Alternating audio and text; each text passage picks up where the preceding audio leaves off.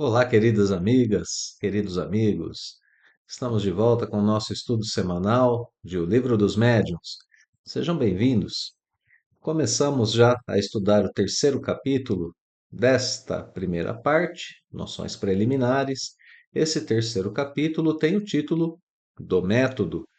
E vimos no nosso encontro anterior que o método é um método, de ensino. O método, se assim o quisermos, de aprendizado do Espiritismo.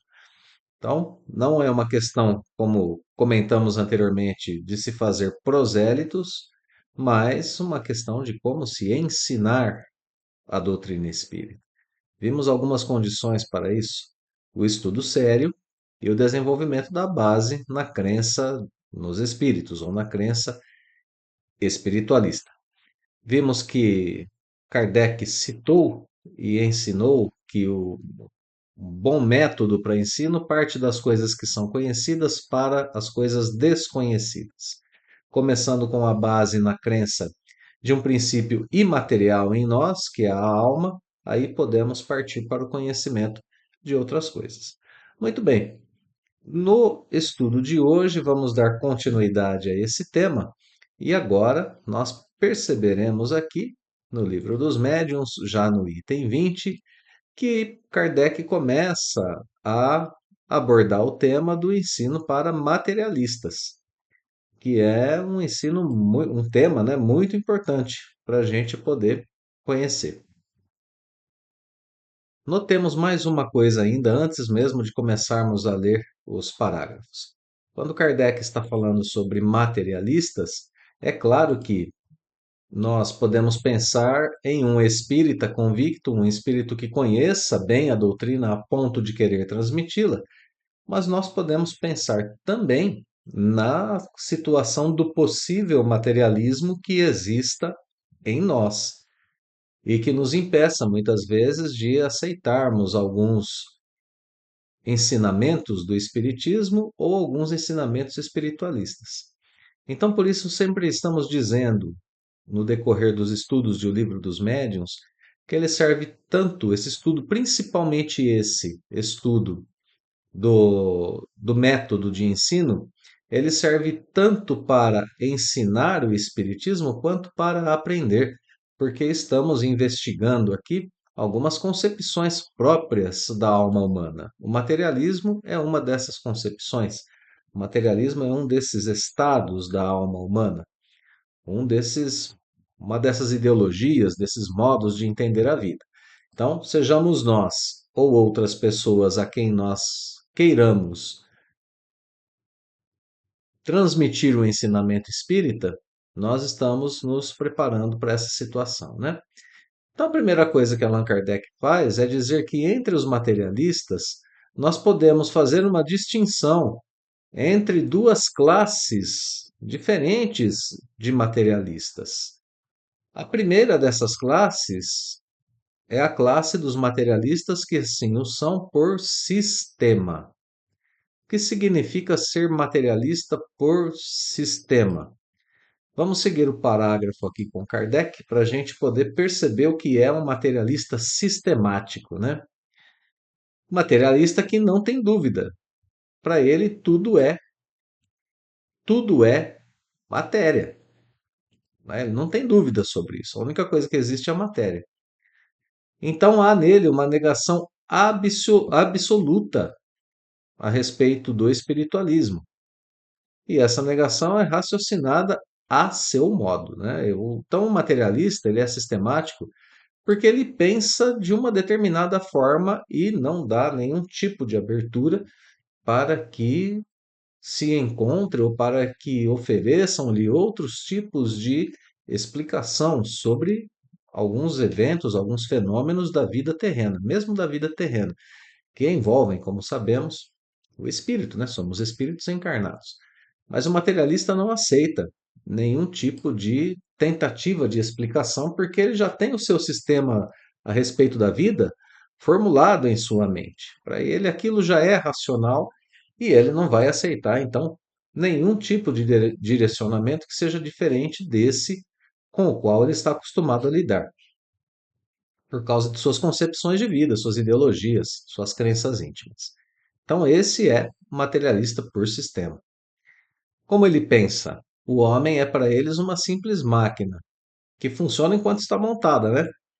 Enquanto o corpo está funcionando, perdão, enquanto o corpo está funcionando, o homem existe. Quando o corpo se desarranja, tudo se destrói. Não resta mais nada do ser humano a não ser, né, a carcaça que um dia foi um corpo vivo. Então, esse é o materialista por sistema. Virá então o segundo parágrafo. Notemos que até agora, né, Kardec só falou de um tipo de materialista, mas ele disse que tem duas classes. Essa é a primeira, o materialista por sistema. Ele continua aqui no segundo parágrafo falando sobre esse tipo de materialista e dizendo que esse tipo de materialista é um número, forma, né? São poucos materialistas que são materialistas assim por sistema. E eles não formam escola abertamente confessada, né? Então eles não saem por aí ensinando o tipo de materialismo que eles professam. E há um efeito benéfico nisso, porque ser materialista dessa forma poderia causar deploráveis efeitos para a ordem social. Claro, pessoas mais materialistas seriam mais egoístas, né? Para a gente não estender muito o, a nossa reflexão nesse ponto, porque as crenças espiritualistas, a fé, as doutrinas morais que surgem das mais diferentes crenças fazem das pessoas pessoas melhores. Fazem das pessoas pessoas mais aptas à caridade, à empatia e assim por diante. Não ter esse tipo de, ou melhor dizendo, né, termos uma escola para esse tipo de crença materialista poderia, portanto, mexer de forma ruim, né, na ordem social, alterar de forma não benéfica a ordem social na qual nós já vivemos. Kardec pede para que a gente revisite o item do o livro dos Espíritos para ler sobre isso em dois lugares, né? Na questão 147 e no item, no parágrafo 3 da conclusão de O Livro dos Espíritos. Então, aqueles que quiserem um pouco mais de informação sobre o respeito podem recorrer a esse texto. Bem, continua o texto então dizendo, né? Kardec faz referência a algo que ele já disse em estudos que nós vimos anteriormente. Ele disse que a dúvida cessa nos incrédulos diante de uma explicação racional, mas há uma exceção para isso, ele diz agora. Excetuamos os materialistas extremados, que são esses materialistas por sistema, né? Aqui um caso em que a explicação racional não funciona, porque eles já são sistemáticos. Tem uma outra coisa que atrapalha qualquer tipo de explicação diferente da materialista para essas pessoas, né? Essas pessoas que não podem admitir um princípio inteligente fora da matéria. A maioria deles é assim obstinado por causa do orgulho na opinião. Então, essas pessoas professam um certo tipo de opinião e eles não querem que sua opinião esteja equivocada. Seu amor próprio seria ferido e eles então persistem numa opinião e por isso não querem nem ouvir falar a respeito de outra coisa. Porque pode ser que ouvindo, intimamente sabem, né? Que ouvindo outras razões, sejam convencidos de que estavam errados. E então seu orgulho será ferido. Por isso persistem, né? A gente pode colocar para eles qualquer tipo de prova contrária. Eles não querem ficar por baixo. Não querem cair na situação de terem que reconhecer que estavam errados. E com esse tipo de pessoa, nada há que fazer. Nada há que fazer. Portanto, Kardec está dizendo, com esse tipo de materialista, um materialista sistemático, não adianta a gente perder tempo. Porque às vezes eles nos podem até nos iludir, né?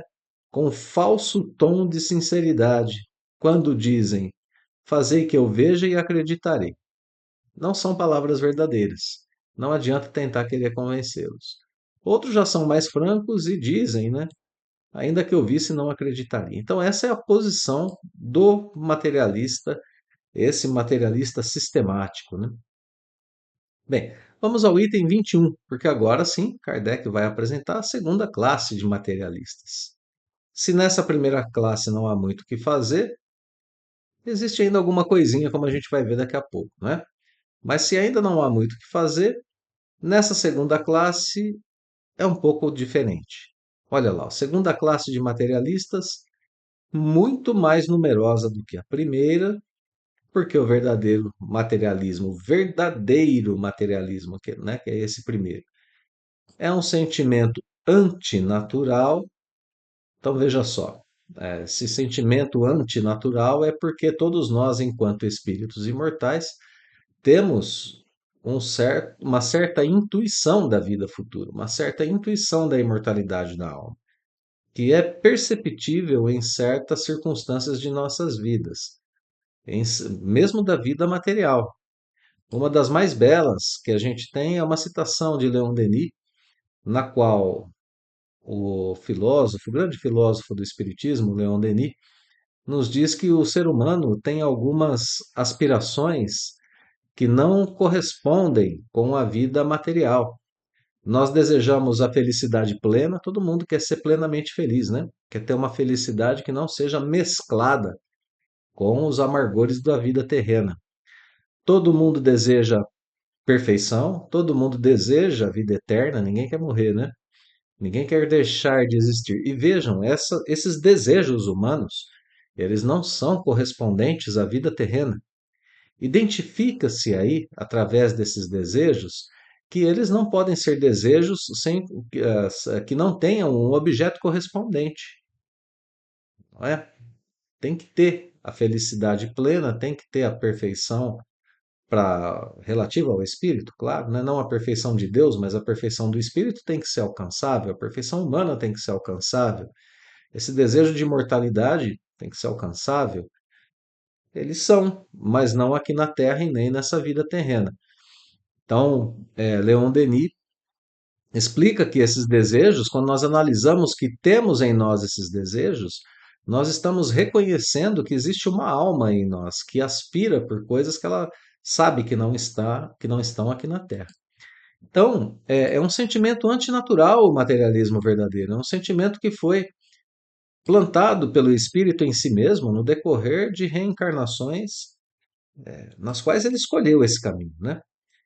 Então, essa segunda classe de materialistas não é essa classe que tem esse sentimento antinatural. A classe que tem é a classe anterior, daqueles materialistas sistemáticos. Essa segunda classe não pertence ao verdadeiro materialismo, como a gente vai ver. Essa segunda classe compreende os que são materialistas por indiferença, as pessoas são simplesmente indiferentes ao espiritualismo, ou por falta de coisa melhor. Eles são materialistas porque ainda não encontraram algo melhor do que uma doutrina materialista. Não são deliberadamente materialistas. E o que mais desejam é crer. Eles gostariam, olha aqui, ó, da correspondência desses desejos por perfeição, por felicidade, por vida imortal. Eles desejam essas coisas. Só que, bom, vamos seguir o texto, né? Vamos seguir o texto. Eles desejam, e a incerteza para eles a respeito do alcance desses desejos nobres do espírito é um tormento. Então, eles querem crer, eles querem que isso seja verdade, mas precisam de elementos bons para isso, né? Porque há neles uma vaga aspiração pelo futuro, eles desejam essas coisas que eu citei agora, né? Mas esse futuro lhes foi apresentado com cores tais, e que são essas cores tais, né? Que está aqui Kardec se refere com essa expressão cores tais aqui no texto. Aquilo que nós já vimos em estudos anteriores. Apresentaram a eles a ideia do espírito imortal, a ideia de Deus, a ideia das coisas espirituais, como sendo ideias pertencentes ao campo do sobrenatural. E então a razão não aceita, a razão deles se recusa a aceitá-lo. E daí então vem a dúvida que eles têm. Como consequência da dúvida, a incredulidade. Esta, portanto, não constitui neles um sistema. Então, como dizíamos, né? Quando estávamos aqui no nosso destaque do texto, eles não são materialistas deliberadamente, não querem ser. A incerteza para eles é um tormento, eles se sentem mal pensando que a vida é apenas matéria. Então eles têm essa vaga aspiração pelo futuro, porque eles têm um sentimento natural de que a vida continua, e a única coisa é que esse futuro foi apresentado de forma equivocada. A gente tem que apresentar para eles um futuro em acordo com a razão, que é justamente o que Kardec fez no capítulo anterior, né, do Livro dos Médiuns. Nos estudos anteriores, nós vimos as ideias da imortalidade da alma, as ideias do espírito sobrevivendo à matéria, da comunicação entre os dois planos da vida, sendo plenamente coerentes com a lógica, com a razão. Seguimos com Kardec. Assim sendo, quando a gente apresenta para eles alguma coisa racional, a essa segunda classe de materialistas, né, eles aceitam, com pressa, né? Eles aceitam rapidamente. Esses, pois, nos podem compreender, visto estarem mais perto de nós do que, por certo, eles próprios o julgam. Então, eles não têm essa noção de que estão, assim, tão próximos de uma crença espiritualista. Mas eles podem nos compreender, porque eles cedem às coisas que são racionais. Então, a nossa primeira coisa, o primeiro passo que a gente tem que dar para com essas pessoas é apresentar-lhes a espiritualidade ou o espiritismo, se assim o quisermos, através da razão. A gente vai explicar racionalmente para eles através do processo que Kardec já realizou conosco aqui no começo do livro, né? Eles podem nos compreender. Crer vem depois, mas eles podem nos compreender. Aqui Kardec volta no parágrafo 3 aos materialistas por sistema, né? Dizíamos assim agora há pouco. Pelos materialistas de sistema, não há muito que se possa fazer. Pode-se fazer algo, mas não muito, né? Então ele volta aqui aos primeiros, aos materialistas por sistema. Não faleis a respeito de revelação, nem de anjos, nem do paraíso. Não adianta falar sobre nada disso. Eles não nos compreenderiam, o sistema deles é diferente.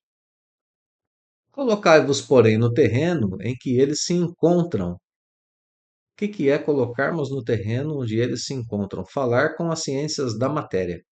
E provai-lhes, primeiramente, que as leis da fisiologia são impotentes para tudo explicar. O resto virá depois. Então, aqui Kardec nos diz aquilo que pode ser feito pelos materialistas sistemáticos. E caso formos nós os materialistas sistemáticos, olhemos para as coisas da matéria e vejamos. Aqui Kardec fala sobre a fisiologia, que não vai ser capaz de explicar todo o funcionamento de um ser humano, né? Não é capaz. E olhamos também para as ciências da matéria, que não são capazes de explicar todos os fenômenos da vida, como, por exemplo, as comunicações do plano espiritual para cá. Tem alguns tipos de fenômenos que envolvem nossas vidas e que não podem ser explicados. Então, o que é que a gente faz com o materialista sistemático? Fazer ele perceber que as ciências da matéria não explicam tudo a respeito da vida. Depois vem naturalmente para eles a curiosidade de saber. Depois a compreensão. Depois a crença. Mas esse é um processo íntimo de cada um deles, cada um dos materialistas convictos, né, esses materialistas de sistema. É um processo íntimo que pode demorar muito tempo. Inclusive, nós temos em relação a essa passagem, né, do compreender e depois crer, nós temos no capítulo 19 do Evangelho segundo o Espiritismo, A Fé Remove Montanhas, quando Allan Kardec trabalha a ideia da fé religiosa. Fica aqui mais uma indicação de leitura. Quem quiser dar uma olhada no item, é um item muito bonito. Ali está escrito que não basta ver, é preciso compreender. Então, muitas vezes nós podemos ver um fenômeno diante de nossos olhos, Eu vou citar alguns mais antigos, mas acontecem, né, ainda hoje. Por exemplo, Simão Pedro, na escadaria do templo, quando ele diz ao coxo de nascença: Eu não tenho ouro, não tenho prata, mas do que tenho, disso eu te dou. Levanta-te e anda. Então a gente poderia até ver esse fenômeno acontecer, mas não acreditar nele, dizer, isso aí não. Isso que aconteceu foi um combinado, né? É um número de mágica, é um prestidigitador, é uma pessoa que está querendo nos enganar. Era tudo combinado com aquele homem que estava fazendo o papel de um coxo de nascença. Por quê? Porque a gente não compreende como aconteceu o fenômeno. Nós não sabemos que forças foram movidas ali para que aquele homem fosse curado. Então não basta ver, não basta saber, é preciso compreender. Depois vem a crença. Então é um processo íntimo de cada um de nós, assim com todos os fenômenos realizados por Jesus, assim como os fenômenos que vieram junto com as mesas girantes na época de Kardec, assim como os fenômenos que regem nossas vidas ainda hoje. Então vamos lá, o último parágrafo do nosso texto de hoje, parágrafo 4, que é aqui bem curtinho. Vamos acompanhá-lo. De outra maneira se passam as coisas quando a incredulidade não é pré-concebida, porque então a crença não é de todo nula. Há um germen latente, abafado pelas ervas más, e que uma centelha pode reavivar. É o cego a quem se restitui a vista e que se alegra por tornar a ver a luz. É o náufrago a quem se lança uma tábua de salvação. Então, aqui o comportamento, né, nosso com os materialistas por falta de coisa melhor é é esse nosso comportamento, é esse modo de ensinar, né?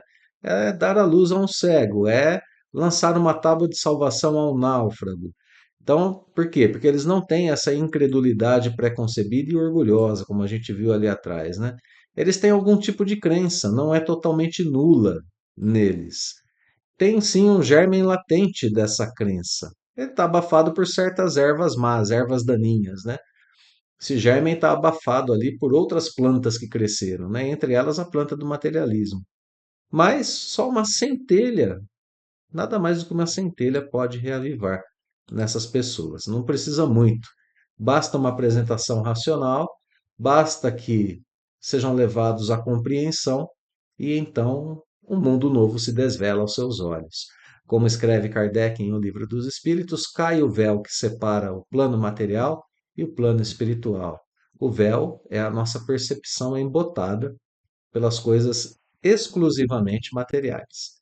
Quando nós passamos ao plano do saber, que vem depois do ver, né? Nós já vimos o fenômeno, agora estamos começando a saber, a conhecer o fenômeno. Depois vamos compreendê-lo. E então a crença vai nascendo naturalmente na pessoa que passa por esse processo racional de consciência de aprendizado a respeito do plano espiritual. Muito bem, meus amigos. Estamos todos nós aqui estudando o livro dos médiuns e construindo para nós mesmos este mesmo processo. De minha parte, agradeço pela companhia em mais um estudo.